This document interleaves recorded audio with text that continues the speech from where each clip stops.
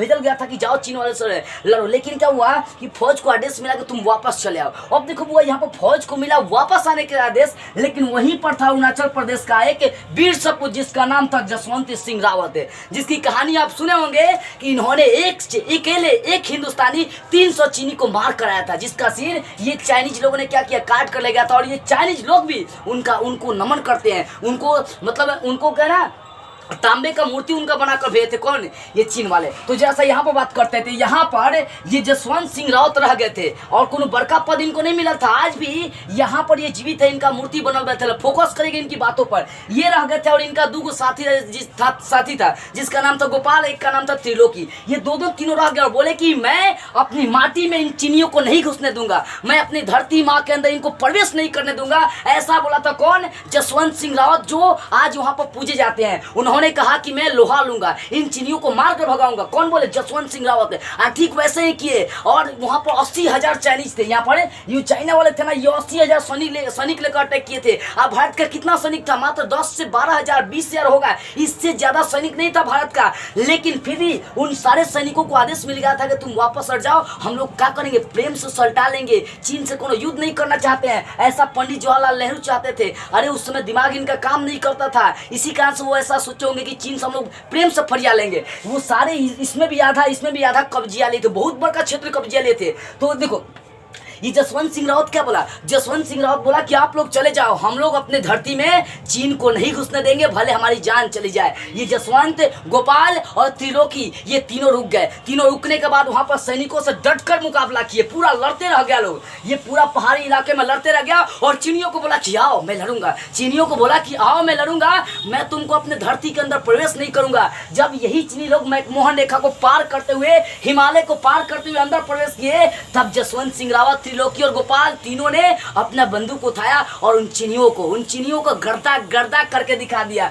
जसवंत सिंह रावत, ये बच्चे इनका 2 साथी वहां पर मारा गया, लेकिन जसवंत सिंह रावत माना नहीं, बोला कि फिर भी मैं लड़ूंगा। और यही जसवंत सिंह रावत है, इतने ने पहाड़ी इलाका था, इतना ना बंदूक बिछा दिया कि जैसे चीनियों को लगता था ना कि बाप रे बाप, लगता है कि यहाँ पर पूरा का पूरा फौजी है, पूरा यहाँ पर क्या है, यहाँ पर पूरा पुलिस का, सब आर्मी उर्मी का सब फौजी है। चीन ऐसा समझ रहा था, लेकिन था एक ही इंसान लड़ने वाला, जिसका नाम था जसवंत सिंह रावत है। ये जसवंत सिंह रावत कभी इस बंदूक पर, कभी इस बंदूक पर, कभी इस बंदूक पर गोली चलाया करता था और अकेले 300 चीनियों को मार गिराया था। और साथ में ये लगातार 3 दिन यानी 72 घंटे चीनियों से लड़ते रह गया था। 72 घंटे अपने जमीन में चीनियों को प्रवेश नहीं करने दिया था। वही ये जसवंत सिंह रावत है, अरुणाचल प्रदेश का रहने वाला।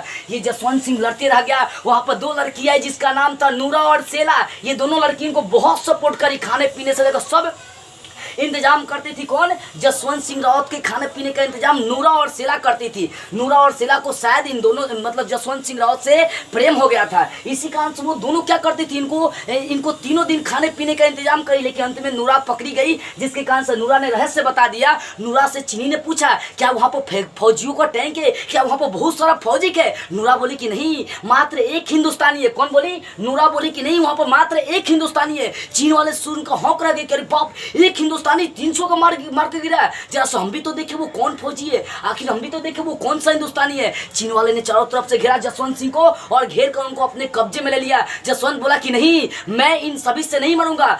जसवंत ने क्या किया, गोली उठाया और मार लिया अपने सीने पर, अपने कपाड़ में मार लिया। और साथ में जानते हो चीनियों ने क्या किया? इसी जसवंत को पकड़ कर उसकी गर्दन को उड़ा दिया और अपने देश में ले गए। चीनी ने जसवंत सिंह के मूर्ति को, जब जसवंत सिंह के मूर्ति को, भले सिर को चीनी देखा और उनकी किस्सा सुना कि साला एक हिंदुस्तानी 300 को मार के गिराया, इतनी मजाल, ये कौन सा वीर है भाई। तो चीन ने भी इज्जत सम्मान पूर्वक उनके सिर को क्या किया, वापस लौटाया। और साथ में तांबे का मूर्ति बनवा कर, उनके सिर का मूर्ति बनवा कर चीन ने वापस किया और बोला कि ऐसे हिंदुस्तानी वीर सपूत को मैं दिल से नमन करता हूँ। आज भी वहां पर ये जीवित है, जिसका नाम है जसवंत सिंह रावत है। आज भी इनको खाना खिलाई जाती है और आज भी इनका नौकरी बढ़ते रहता है, आज भी इनका पोज बढ़ते रहता है, जनरल बन चुके हैं। और साथ में जसवंत सिंह रावत, जानते हैं ये जसवंत सिंह जो रावत है वहां पर जीवित है। लोग इनको पूछते हैं, इनकी इनकम भी मिलती रहती है, मर गए हैं फिर भी जिंदा है। अरे लोग कहता क्या है कि मर जाने के बाद इंसान का नामो निशान मिट जाता है। अरे बकलोल कहीं के, मैं ऐसा सुगंध हूं कि मर जाने के बाद भी महकता रहूंगा। वही काम किए कौन?